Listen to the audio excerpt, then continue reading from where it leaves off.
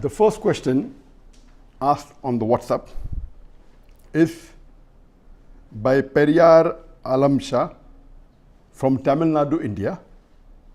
And Brother Periyar is asking a question. Periyar is asking the question, how can Muslims coexist peacefully with Hindus while Allah hates Kafirs and commands Muslims in the Quran to do jihad against their faith? Quran is indeed a terror manual against Hinduism. Muslims want to abolish Hinduism and convert Hindustan into Islamistan. They want to fulfill the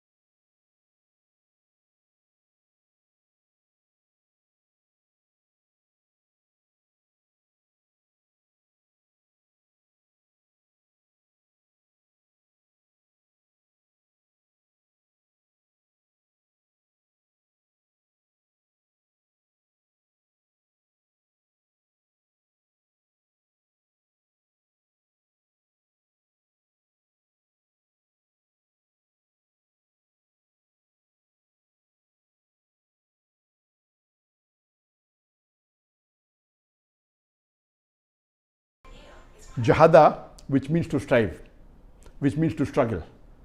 So jihad basically means to strive and struggle. Here Allah is telling that you strive and struggle against the unbelievers. Those who reject the Quran, you strive and struggle with the Quran. That means Allah is telling us to convey the message of the Quran, of Allah subhanahu wa ta'ala, of Almighty God to the unbelievers. So what is wrong in that? This is good, that Allah is telling to strive and struggle to convey the message, the commandment of the Creator. Then the question asks, Quran is indeed a terror manual against Hinduism. Let me give you an example. That every country has a police force and they have laws in the country, what you should do, what you should not do. And if you go against the law, there are punishments which are mentioned. Every country has a law that if you rob, there will be so and so punishment. If you murder someone, so and so is the punishment.